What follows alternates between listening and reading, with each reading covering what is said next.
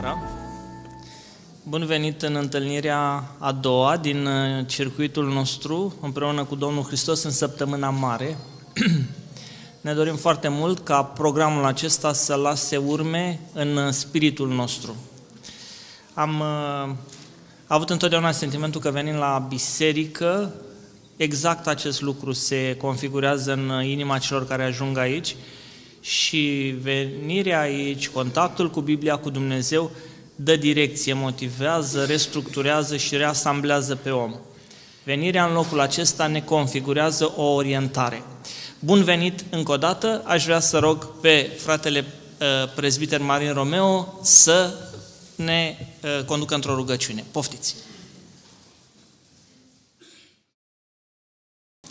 Întâlnirile ca acestea încurajează ca dumneavoastră să puneți întrebări consistente, pertinente, în legătură cu subiectul care este prezentat seară de seară. În seara aceasta, colegul și prietenul meu Felix Mușat, pastorul bisericii de aici, vorbitorul din seara trecută, va da răspuns câtorva întrebări. Poftiți! Vom încerca să răspundem foarte pe scurt la 3 întrebări care s-au născut în urma discuțiilor noastre, a prezentării. Prima întrebare: există vreo condiție socială care să îngreuneze sau să facă mai dificilă venirea la Hristos? Sunt anumiți oameni care au șanse să ajungă mai ușor lângă Dumnezeu și alții care să ajungă mai greu? În mod normal ar trebui să răspund cu Biblia. Și trebuie să vă spun că orice om are șansa să ajungă la Hristos. Însă, Domnul Hristos la un moment dat face următoarea afirmație: adevărat vă spun că greu va intra un bogat în împărăția cerurilor. Vă spun iarăși că este mai ușor să treacă o cămilă prin urechile acului decât să intre un bogat în împărăția lui Dumnezeu. Matei 19, 23 și 24. Domnul Hristos a spus lucrul acesta și n-am cum să contrazic decât să iau de bun ce a spus El. Și anume, dacă este o condiție socială care cu greu s-ar lăsa atrasă de Dumnezeu, este aceea care nu simte nicio nevoie. Mie totul bine, n-am nevoie de nimic, nu-mi trebuie, nu duc lipsă, cei care nici nu se roagă pâinea noastră, cea de toate zilele, dă-ne nouă astăzi, pentru că nu au nevoie. Așa că mulțumiți lui Dumnezeu pentru ceea ce avem. Iar dacă binecuvântările Lui sunt multe, nu uitați să trecem cămila prin urechile acului. A doua întrebare: reparația morală pentru furt implica a da înapoi împătrit. În aceste condiții era riscul ca Zacheu să piardă tot ce avea? Da. Dacă i-ar fi găsit pe toți, vă dați seama, ar fi trebuit să falimenteze. Acum, practica din Vechiul Testament era că atunci când cineva fura ceva, să dea înapoi nu doar o dată, nu de 2 ori, ci de 4 ori paguba pe care o făcuse. Nu știu pe cât i-a găsit.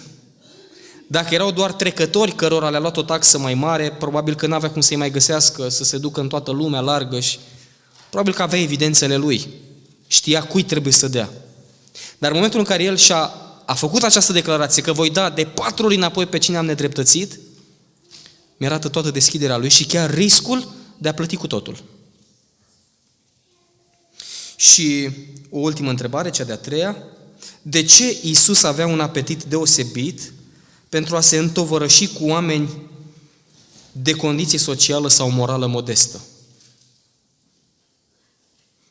Adică de ce nu-L găsim întotdeauna cu teologii, cu oamenii de bine, cu cei care sunt doctori în teologie? Întotdeauna îl găsim prin praful lumii, cu oamenii sărmani, cu oamenii păcătoși, cu vameșii, cu femeile moravuri ușoare.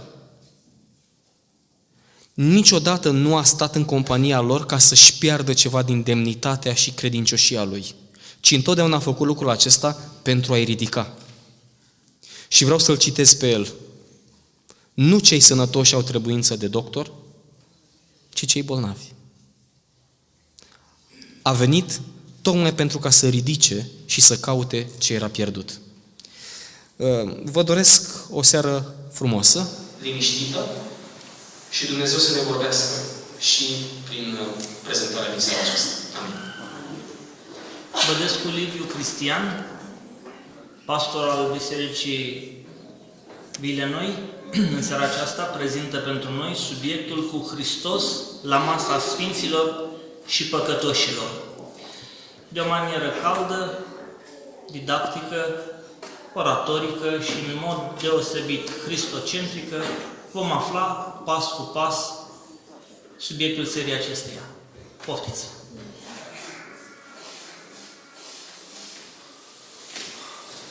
Și eu am venit în seara aceasta și mă bucur că suntem atât de mulți interesați de a petrece un timp cu Iisus Hristos. De a avea o săptămână cu Iisus Hristos, de a ne pregăti să avem o săptămână mare.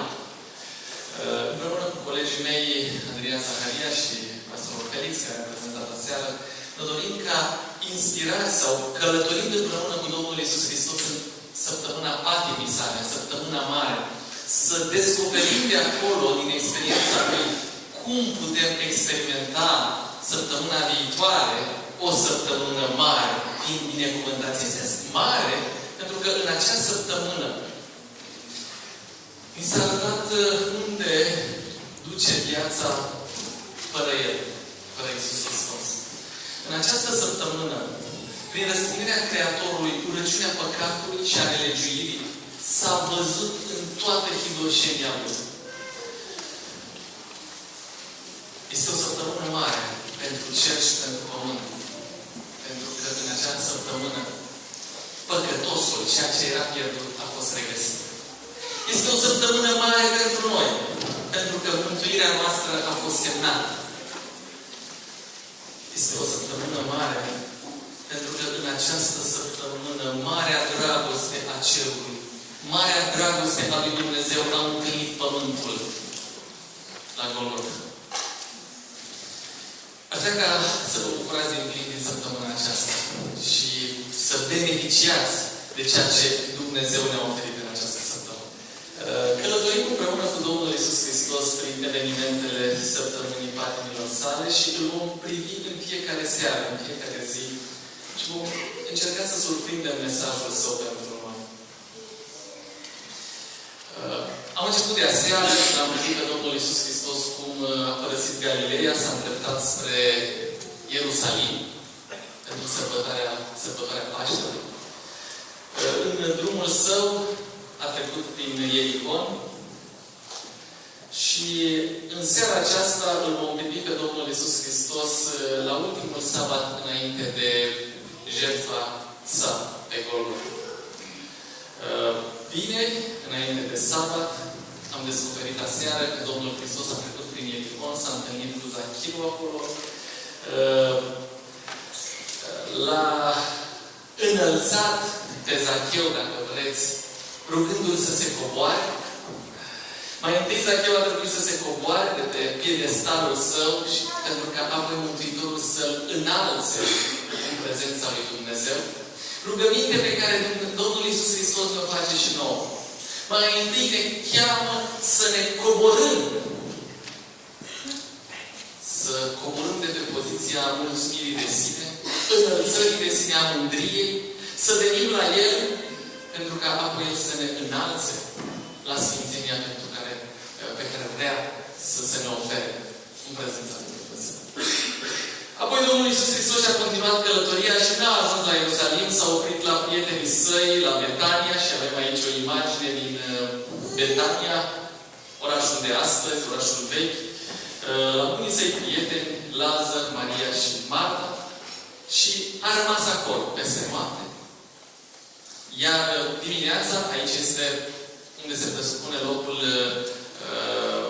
că ar fi fost casa lui Lazar, Mariei și Marta. Astăzi se află o biserică pentru cei care vizitează Israelul. A rămas acolo peste noapte. Betania este destul de aproape de Ierusalim. Este situat la 3 km distanță de Ierusalim.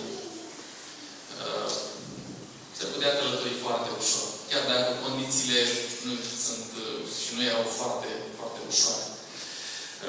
A petrecut noaptea de vineri spre sâmbătă cu prietenii săi, iar sâmbătă dimineața, ziua despre care ne vom ocupa în seara aceasta, Domnul Iisus Hristos spune Scriptura că avea un obicei. În șabat, după obiceiul său, Domnul Iisus Hristos mergea la sinagogă. În prima parte a dimineții, orice evreu mergea să se întâlnească cu Dumnezeu la sinagogă, ceea ce însemna pentru ei biserica de astăzi. Acolo asculta din Tora, din cuvânt, se închinau, se rugau, iar apoi, în a doua parte, și până în ziua de astăzi, evreii au un obicei. Am fost binecuvântat să viziteze Ierusalimul și acolo, în Betania, am vizitat ceea ce a mai rămas din sinagoga la care Domnul Iisus Hristos a fost în sabatul acela. Imaginea aceea este de acolo din Betania, de la sinagogă. După amiază, spre seară,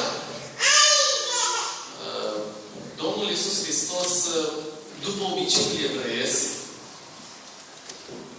dă curs unei invitații. Evreii până în ziua de astăzi, după ce dimineața merg la biserică, se închină, după amiază obișnuiesc să o petreacă în familie sau cu prieteni, își invită cunoștințe și sărbătoresc sabatul. Și sabatul acela nu a fost, sau sabatul acela nu a fost diferit și pentru Domnul Iisus Hristos nu a fost ceva ieșit din comun. În după amiaza aceea, Domnul Hristos primește o invitație să meargă la masă. Primește o invitație de la Simon Leprosul. Nu avem foarte multe informații despre acest Simon. Dar se pare că omul acesta a fost bolnav de lepră. Și cel mai probabil că s-a întâlnit cu Domnul Iisus Hristos, iar Domnul s-a atins de el înlăturând lepra. Simon acesta făcea parte din partida fariseilor. Cei care se considerau sfinți și de altfel cei cu care Domnul Iisus Hristos a avut cele mai multe dispute în contradictoriu. Cei care l-au respins în final de Domnul Hristos și a influențat și pe ceilalți să aibă aceeași poziție față de Domnul Hristos. Să Domnul Iisus răspunde aceste invitații. Și participă împreună cu Simon la masa pe care el o organizează. Am putea să ne gândim că a fost o masă de recunoștință, de mulțumire.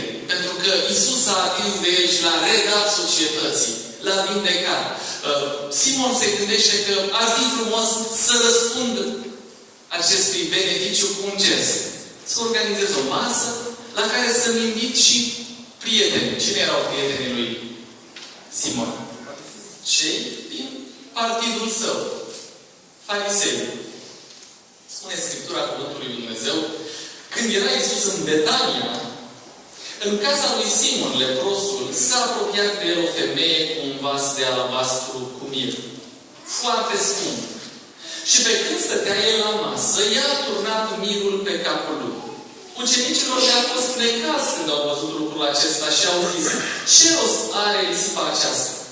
Mirul acesta s-ar fi putut vinde foarte scump și banii să se dea săracilor. Când a auzit Iisus, le-a zis, de ce faceți supărare femeii? Ea a făcut un lucru frumos față de mine. Pentru că pe săraci îi aveți totdeauna cu voi, dar pe mine nu mă aveți totdeauna. Dacă a turnat acest mir pe trupul meu, ea a făcut lucrul acesta în vederea pregătirii mele pentru îngropare. Adevărat vă spun că oriunde va fi propovăduită Evanghelia aceasta în toată lumea, se va spune și ce a făcut femeia aceasta spre pomenirea ei. Domnul Hristos răspunde aceste invitații, stă la masă împreună cu farisei, cu Simon leprosul și apare o femeie și face un gest extraordinar. Îi oferă un cadou scump. Toarnă un mir foarte scump pe capul Domnului Hristos. Ceilalți evangeliști lărgesc tabloul. De exemplu, evanghelistul Marcu ne spune că acest mir valora foarte mult. Munca pe un an de zile. Era ieftin? A fost un cadou ieftin sau scump? Foarte scump. Munca unui om pe un an de zile era așezată în acest vas de alabastru, în acest mir turnat pe capul Domnului Hristos. De asemenea, evanghelistul Ioan ne spune că cel care a început discuția cum că gestul acestei femei nu ar fi fost cel mai nepotrivit și că mirul acesta ar fi putut să fie vândut și oferit săracilor, a fost declanșat de Iuda. Și vom citi în cartea Evanghelistului Ioan, capitolul 12, pasajul, istoria aceasta este de la versetul 1 la 11, dar vom cita doar câteva versete. Mi se spune ziua, faptul că era în ziua sabatului, cu 6 zile înainte de Paști. Unul din ucenicii săi, Iuda Iscarioteanul, care avea să-l vândă, a zis: de ce nu s-a vândut acest mir cu 300 de lei și să se fi dat săracilor? Zicea lucrul acesta nu pentru că purta grijă de săraci, ci pentru că era un hoț. Și ca unul care ținea punga, lua el ce era în el. Ioan lărgește. Iuda este gelos pe darul acesta pentru că gândea că dacă s-ar fi vândut, el ar fi avut niște beneficii considerabile. Da? Se poartă discuții și Domnul Hristos intervine, mustră pe cei care fac supărarea acestei femei, apreciază gestul ei, îl primește, corectează atitudinea celorlalți, lucru care nu îi aduce popularitate. În momentul acesta, chiar unul dintre ucenici, Iuda, decide să se depărteze, să facă un pas înapoi de Mântuitorul. Fariseilor li se certifică faptul că nu, cu siguranță nu poate să fie acesta Mesia.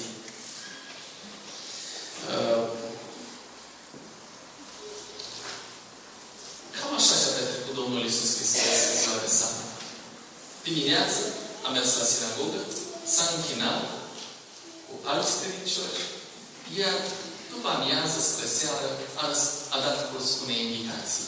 Invitația lui Simon și acolo s-a bucurat de o masă bogată. Am fi putut vorbi despre prima parte pe care a petrecut-o Domnul Hristos, obiceiul acesta, dar nu despre aceasta vom vorbi. Ne vom concentra atenția și vom încerca să extragem câteva învățături din a doua parte a sabatului. Din ocazia aceasta de bucurie, din răspunsul pe care l-a dat invitației lui Simon și din ceea ce s-a întâmplat acolo. Domnul Hristos a răspuns și a dat curs tuturor invitațiilor. Și spune Scriptura că a primit această invitație de la Simon leprosul, un fariseu care fusese vindecat de Domnul Hristos. Așa cum am spus, un gest de mulțumire și omul acesta își invită prieteni. Este foarte frumos. Ne mai întâlnim cu gestul acesta din partea altor oameni care au fost binecuvântați de atingerea Domnului Hristos. La un moment dat, Domnul Hristos se întâlnește cu un vameș, vameșul Matei. Și imediat după ce este binecuvântat și primit de Domnul Hristos, Matei, care a devenit și evanghelistul Matei, îi cheamă pe prietenii săi. Pe cine? Pe vameș. De asemenea, lucrul acesta l-a făcut foarte nepopular pe Domnul Hristos. Cum să mănânci cu vameșii, cu niște păcătoși? Și aseară am descoperit că Domnul Hristos stă la masă cu un mare păcătos, cu Zacheu. Însă mari păcătoși au nevoie de Domnul Iisus Hristos și de mântuire, de iertare.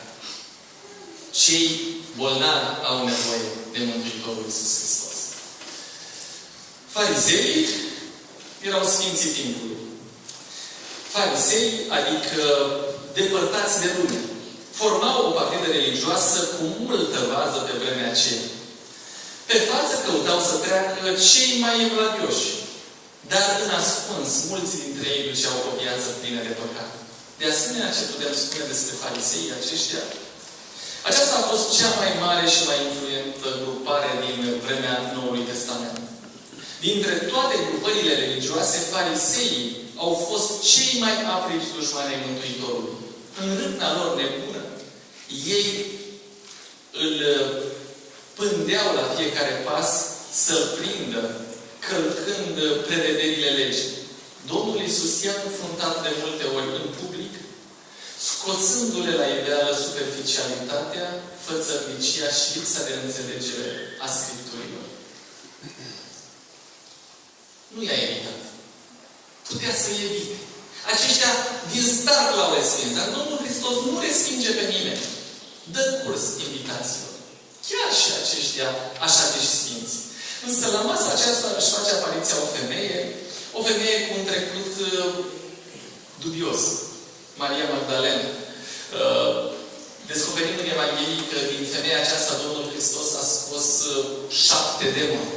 De 7 ori a vindecat-o de un păcat.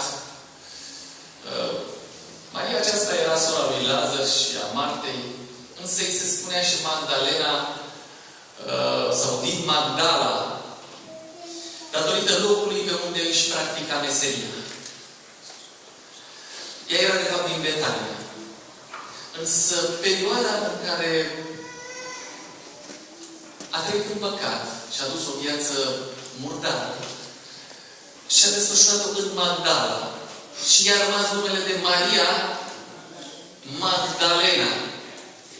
Deși ea era din Betania. Așa cum am spus, a scos 7 dragi demoni Domnul Hristos din ea. Femeia aceasta își face apariția și îi oferă Domnului Hristos un cadou. Un cadou scump. Nu ca pe un an de zi. Și lucrul acesta a creat controversă, reacții. Chiar și eu când studiam pasajul acesta, m-am gândit și m-am descoperit în poziția fariseilor. Dom'le, dacă tot s-a gândit să facă, dar de ce în momentul acela, de ce în un alt moment? Nu știu.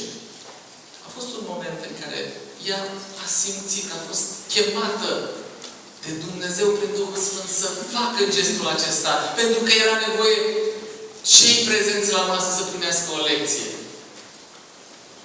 Și ea a răspuns acestei chemări. Poate că în fiecare zi își purta cu ea comoara aceasta. Erau de factură socială limitată. Erau săraci. Și investiția aceasta o purta atent. O purta cu ea. Și întâlnindu-se cu Iisus Hristos, înțelegând dragostea sa, poate că a fost de mult frământată să-i ofere lui Iisus ceva. Și în momentul acela am înțeles că cea mai mare valoare a ei, rodul, dacă vreți, poate chiar fără de legii ei, nu poate să-i ofere decât lui Iisus Hristos. Și atunci, mânată de acest sentiment, conștientă și simțind că ceva se întâmplă cu cel pe care îl iubește, pe cel care i-a oferit libertate de vinovăție și de păcat, care au reabilitat-o, simțind că trebuie să facă ceva și că cu Domnul Hristos urmează să se întâmple ceva, sparge vasul și oferă acest mir scump în viitorul ei. În seara aceasta aș vrea ca să învățăm câteva adevăruri din realitatea aceasta. Vă provoc să o mai studiați în Scriptură. În cele 4 Evanghelii îi se descoperă noi raze de lumine frumoase. Privind-o pe Maria Magdalena și gestul ei, realizez că această femeie a înțeles un lucru. A înțeles un lucru pe care mulți oameni nu-l înțeleg. Că o floare oferită unei persoane în viață valorează mai mult decât un buchet de flori uneia moarte. Credeți lucrul acesta? Din nefericire ne oferim flori, buchete de flori, coroane de flori. Când? Când nu mai suntem. Când cei cărora le oferim florile nu mai sunt. Oferim cuvinte frumoase seminilor noștri când? Când sunt cu mâinile pe piept. Când nu le mai aud. Femeia aceasta a înțeles ceva, că dacă este un moment în care să-i ofere ceva celui pe care îl iubește și celui care i-a oferit mântuirea, acel moment este când Iisus este în viață.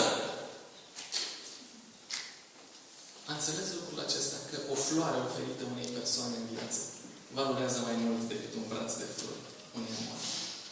Și Evangheliile ne descoperă că un alt bărbat, pe nume Nicodim, a oferit, știți cât lui Iisus Hristos? 100 de litri de mir. Femeia aceasta i-a oferit 1 litru.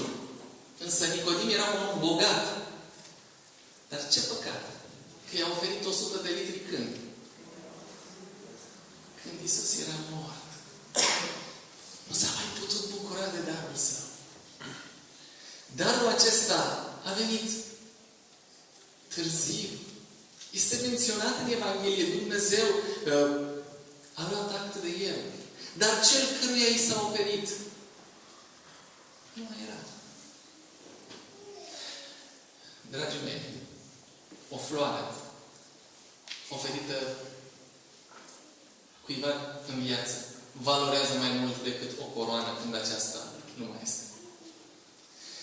Dacă aveți ceva de oferit, dacă aveți flori, dacă aveți cuvinte frumoase, oferiți-le cât aceștia sunt în viață. De asemenea, Scripturile ne spun că femeile, celelalte femei care erau în anturajul Domnului Hristos, și ele au adus miresme. Când? Când era în mormânt și deja înviase. Maria Magdalena a înțeles un lucru. Că trebuie să-i ofere lui Iisus Hristos ceva când acesta îl poate primi, când este în viață.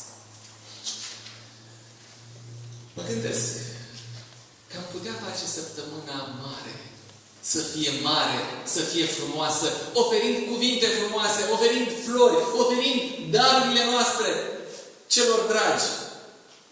Cât ei sunt în viață. Faceți din săptămâna mare o ocazie în care celor din anturajul dumneavoastră să le oferiți lucruri frumoase. Apropiați-vă de ei. Urmați gestul acesta frumos.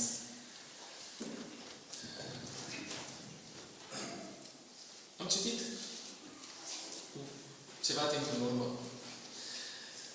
despre cineva care a scris o scrisoare. O scrisoare care a căzut pe mâna unui redactor la un ziar. Acesta a publicat-o și apoi de aici a fost preluată și a fost tradusă în multe limbi și în multe țări. O scrisoare care era scrisă, trimisă mamei. O scrisoare perfectă. O scrisoare de o sensibilitate enormă.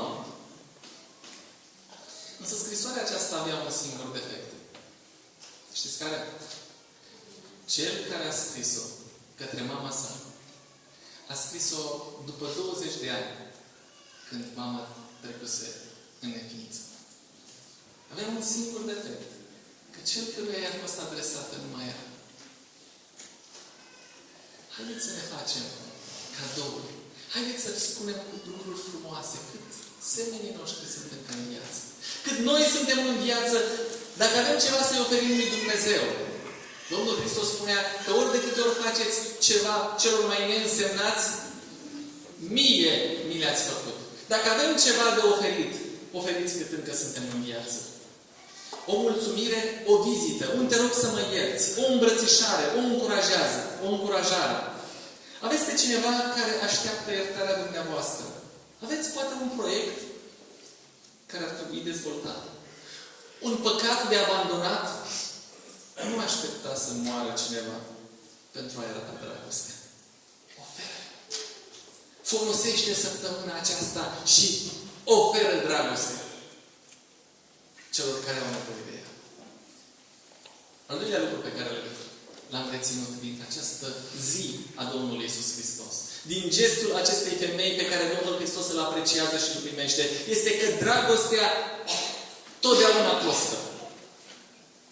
Nu poate fi cumpărată. Dar ea se vede în gesturi costisitoare. Dragostea costă. Nu poate fi cumpărată. Nu putem să cumpărăm pe cineva să ne iubească. Dar dragostea noastră față de cineva se vede în ce? În gesturi care costă. Dragostea acestei femei pentru Iisus, pentru Dumnezeu, se vede în gestul ei. În dispoziția ei de a oferi ce avea mai scump. Când iubești, nimic nu este prea mult. Mi-aduc aminte când eram student, unor frați și surori, le-am mai povestit istoria aceasta. Când am cunoscut-o pe soția mea, trebuia să ajung la Reghin din București, nu era ușor. Și doream să ne întâlnim cât mai des, măcar o dată pe lună. Studenții n-au bani în buzunar și ca să ajung să o pot vedea, refuzam masa de seară. am vorbit la cantină să nu mai plătesc masa de seară, deși tatăl meu îmi plătea toate mesele, îmi trimitea bani, dar banii de seară îi țineam în buzunar să am bani de tren. 2 mese pe zi. Era scump. Merita! Când iubești pe cineva, merită să renunți la o masă.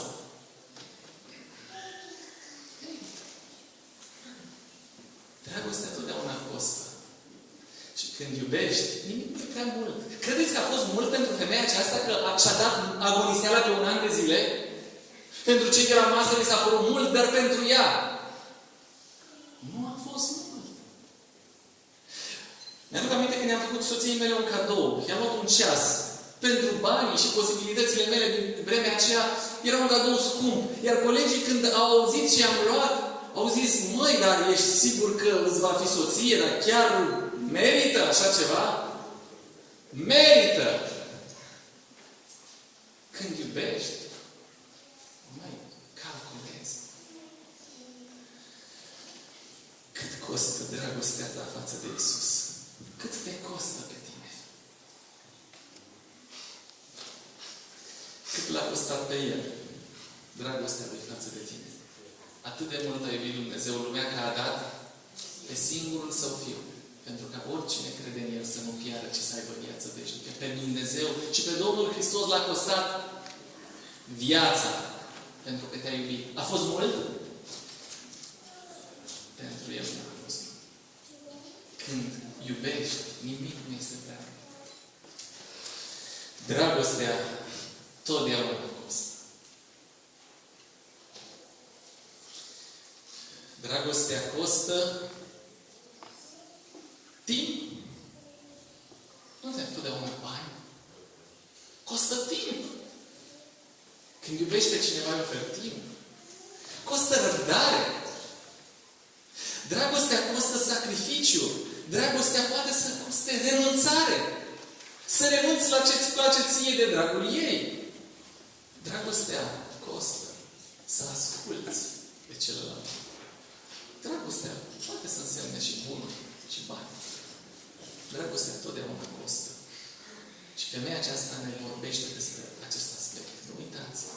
Poate că săptămâna mare o putem face frumoasă, experimentându-ne dragostea față de Dumnezeu într-un mod în care să exprime cât de mult îl iubim noi pe El. Față de semeni, față de cei de lângă noi. Însă nu uitați că dragostea costă. Și a iubi pe cineva nu înseamnă vorbe. Ce înseamnă fapte. Mulțumesc. Al treilea lucru pe care îl descoper din gestul acestei femei este că dragostea ta poate fi neînțeleasă de ceilalți, dar totdeauna e înțeleasă de Hristos. Pentru cei care nu împărtășesc aceleași sentimente, dragostea este o pierdere. Pentru cei care nu o cunoșteau pe Ioana, nu aveau sentimentele mele, a renunța la masa de seară era o prostie. Tata își făcea griji când a auzit. Îi se îmbolnăvește băiatul. Cum poți să nu mănânci seara? Era de neînțeles pentru ei. Dragostea poate să fie neînțeleasă de ceilalți. Însă dragostea când o manifestăm față de Dumnezeu totdeauna va fi înțeleasă. Pentru cei care erau la masă, gestul acestei femei era o ce? O pierdere, o risipă. Pentru Maria ce era? Însemna adorarea ei totală. Cei care au început să emite judecăți spuneau că este o pierdere. Jertfa Domnului Iisus Hristos pentru un oameni înseamnă pierdere. Pentru mine înseamnă mântuire și dragostea cerului. Pentru alții înseamnă pierdere.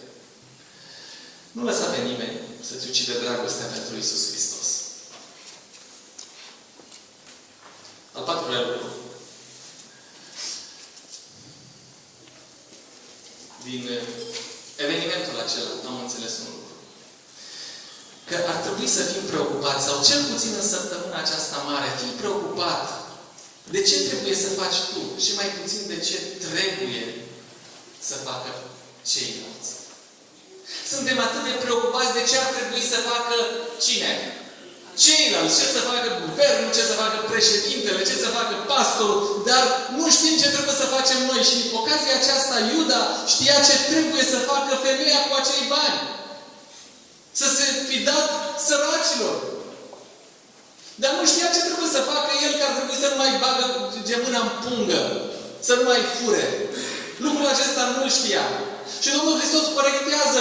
Simon știa ce trebuie să facă femeia și ce trebuia să facă Domnul Iisus Hristos, că dacă ar fi știut Domnul Hristos cine e femeia, nu s-ar fi lăsat atins de ea. Știa. Dar nu știa că el ar fi trebuit să-i spere picioarele când a intrat în casa sa. După buna rânduială. Și noi, atât de mult știm ce trebuie să facă ceilalți. Și să începem să-i judecăm, trebuia să facă așa, dar noi nu știm ce trebuie să facem noi sau nu suntem preocupați. Nici unul nu era preocupat cu privire la sine. Dacă ne-am judecat singur, spune cu un cuvânt al Scripturii, n-am mai fi judecați. Nazarineanul ne invită să judecăm mai puțin pe frații noștri. Le spune în ocazia aceea, de ce faceți supărare femeii? De ce o judecați? Opriți-vă.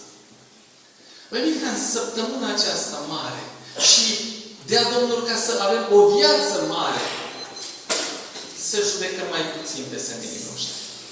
Să fim mai puțin deștepți cu privire la ce ar trebui să facă alții și să ne întrebăm ce ar trebui să facem noi. Al cincelea lucru. Descoperă pe Domnul Iisus Hristos lipsit de nejudecăți. Am spus și la început și voi merge. Onorează invitațiile primite.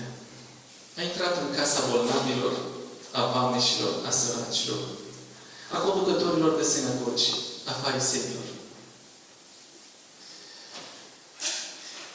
A intrat în casa a doi bărbați descurajați care l-au invitat, rămâi cu noi că ce spre seară. Iisus intră acolo unde este invitat. Vom descoperi pe parcursul întâlnirilor din săptămâna aceasta că Domnul Iisus Hristos n-a rămas nicio seară în Ierusalim. Deși de mâine seară vom descoperi că urcă la Ierusalim. Dar nu noptează acolo și se întoarce din nou 3 km la Betania. De ce? Pentru că nu l-a invitat nimeni. Însă Iisus când este invitat, indiferent cine ești, indiferent de poziția socială, El onorează invitațiile. El spune, stau la ușă și bat. Dacă aude cineva glasul, voi intra și voi cina. Ar fi onorat să intre în casa ta. Ar fi onorat să fie invitat în casa ta și în viața ta. El nu respinge pe nimeni. Nici pe tine și nici pe nimeni. Nu are prejudecăți și onorează invitațiile. Așa că ai curaj. În cadrul acestei săptămâni mari, invită în casa ta și El, după promisiune, va fi acolo. Și ultimul lucru pe care îl învăț în seara aceasta de la Domnul Iisus Hristos, din ocazia aceasta de sabat, este că la masă cu Iisus poți să fii mântuit. Zacheu, am învățat aseară, a fost mântuit la masă de hoție. Doi bărbați descurajați au fost mântuiți de deznădejde. Maria a fost mântuită de păcat. Petru, în altă ocazie, la masă cu Iisus, a fost mântuit de vinovăție. Eu stau la ușă și bat. Sună cuvintele Domnului Hristos. Eu vreau să intru și să stau la masă cu tine, pentru că vreau să-ți ofer mântuirea, să te mântui de ceea ce îți produce nefericire. Tu ai putea fi mântuit de păcat. Ai putea fi mântuit de lucruri care îți produce atâta neplăcere și apăsare, vinovăție. Invitându-l la masa ta. Nu știu dacă Simon a fost mântuit de ochiul rău. Nu se spune în Scriptură. Însă știu că la ocazia aceea deși ar fi putut să fie mântuit, Iuda a refuzat mântuirea.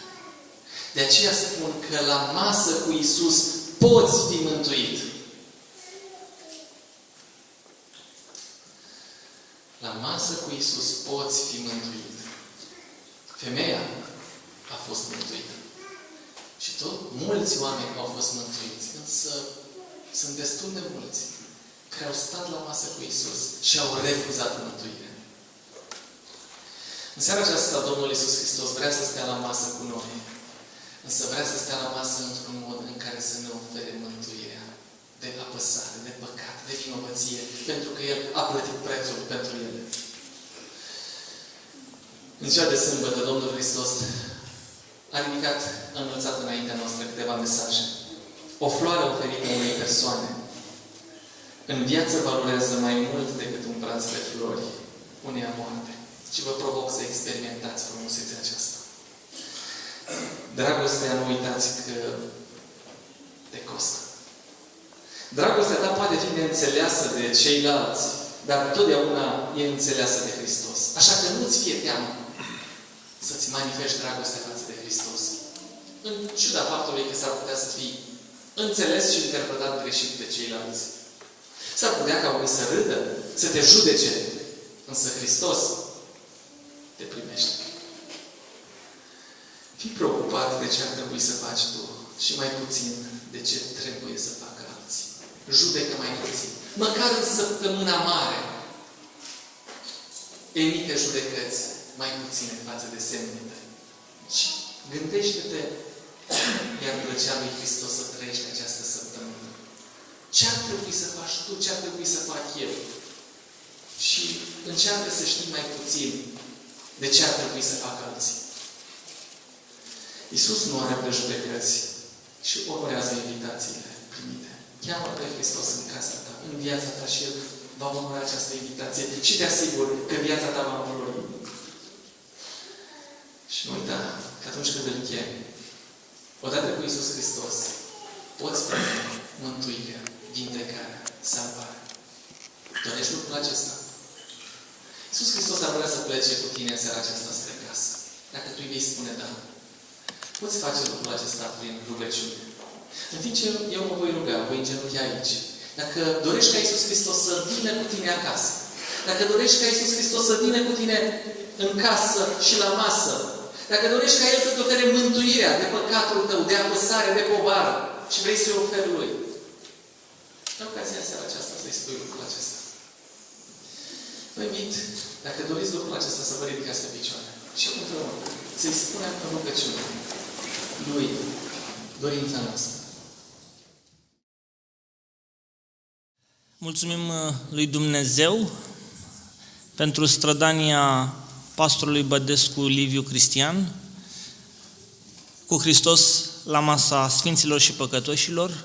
Subiectul acesta a ridicat idei, a problematizat și se constituie în tot atâtea idei care ne ajută să ne apropiem mai mult și mai aproape, să fim mai aproape de Dumnezeu. Subiectul de mâine seară este un subiect care, datorită unui anumit background fundal personal, s-a impus de la sine, Duminica Floriilor. Hainele ucenicilor și ale altora puse pe jos, o versiune antică de covor roșu care se așterne doar în fața personalităților vremii. De ce Domnul Hristos a inițiat această demonstrație fantastică, acea cruciadă extraordinară de publicitate pentru sine, lucru pe care niciodată nu l-a făcut înainte? De ce Domnul Hristos la intrarea în Ierusalim a intrat pe un măgăruș și nu pe un cal? De ce oamenii n-au ajuns după 3 ani și jumătate să-și răspundă la întrebarea cine este acesta? Un profet, un învățător? Răspunsuri corecte de altfel, dar incomplete. După mâine seară mi-aș dori foarte mult ca glasuri care la o adică pot să strige Osana, Osana, Osana fiul lui David, să nu strige după o zi sau două și crucifică-l, crucifică-l, crucifică-l. Și sper și îmi doresc un ultim lucru, și anume, ca pe coama dealului Ierusalimului, acolo unde Domnul Iisus Hristos a plâns, casa smochinelor necoapte, pentru că așa se numește Betfage, să devină, din punct de vedere spiritual, casa smochinelor coapte pentru sufletul nostru. Vă zic o seară frumoasă, ne vedem mâine seară la ora 20. Nu uitați să dați colegului meu bilețelele dumneavoastră care înseamnă tot atâtea motive de rugăciune și tot atâtea întrebări probabile. O seară frumoasă și multă binecuvântare!